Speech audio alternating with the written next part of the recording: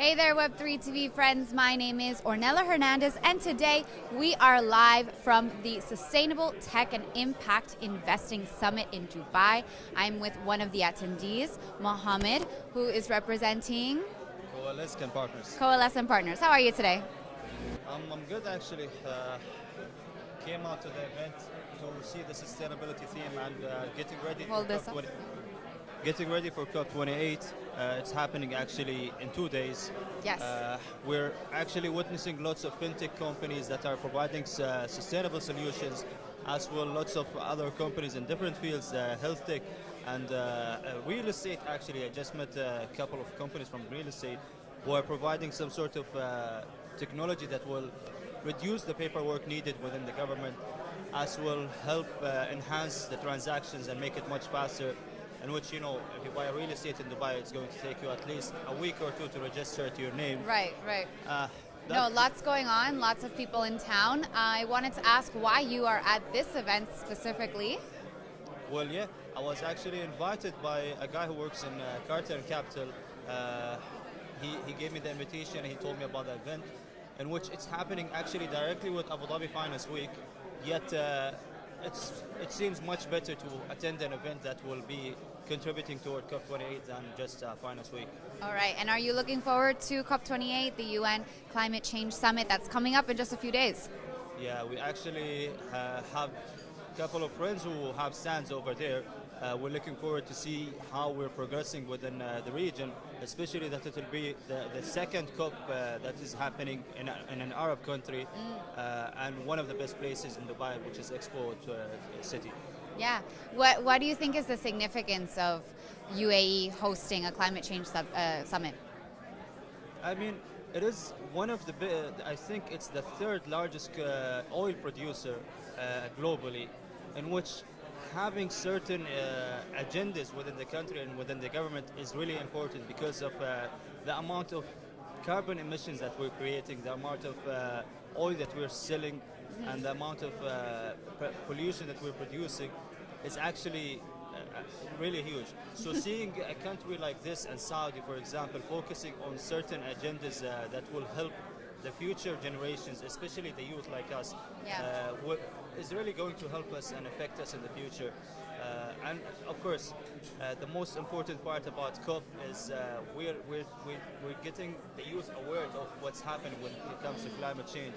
And it's actually very noticeable in Dubai. If you've noticed, our summer is much hotter nowadays. Very humid, yeah. It's tough. Well, it wasn't like this in the past.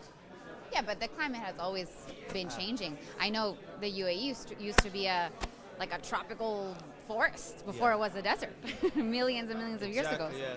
And this is one of the things that's actually one of the issues that we're talking about in Ministry of Climate Change, in which one of the ideas that were presented to them is that to implement solar panels in the desert, yet one of the scientists told them if we implement solar panels in the desert, the Amazon forest is going to become a desert, and the forests are going to grow in Dubai because of the amount of shadows that we have and the amount of sand that we have. It will be much easier for us to plant.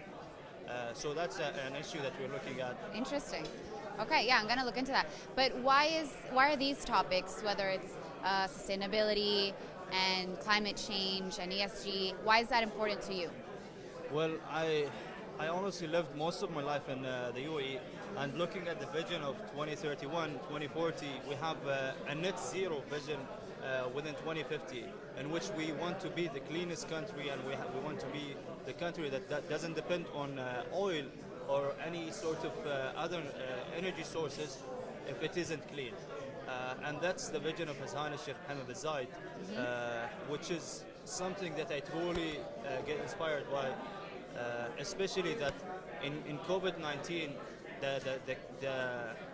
the quarantine that we've witnessed, actually we had Ramadan. Ramadan is usually in the middle of the summer.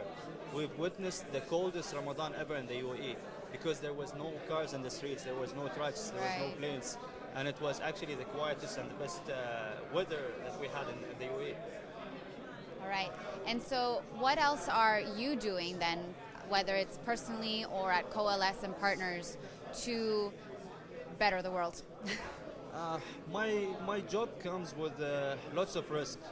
I basically look at sustainable companies that are innovative in different sectors or provide solutions that could help enhance the situation of the country even better and help them get the right support needed to approach a government or to establish within the MENA region.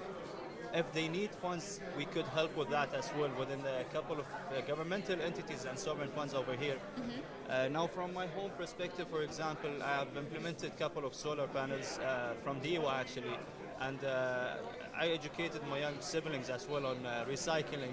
And this is an interesting part in which DIWA actually puts some sort of rewards for kids who are recycling in the UAE. Okay. Yeah, I know. I think those initiatives really help the average resident to just make little changes in their lives. Exactly, Yeah. And that's one thing I believe we should always focus on, which is Mohammed bin Rashid Solar Park. It's actually one of the greatest initiatives that were built over here, and you can actually see it in next to Al Khadra Desert. You can see how big it is and how shiny it is. And this is all clean energy, and it's producing, I believe, the third. That's the largest solar park in the world. It's actually the largest, yeah. Oh, wow. Okay, I'm going to look into that more. Well, thank you so much for your time today, Mohammed. Thank you as well. See you soon. Yes, you too. And everyone, please stay tuned for more interviews coming up at the Sustainable Tech and Impact Investing Summit hosted by Carter Capital today. I'm Ornella Hernandez. Stay tuned.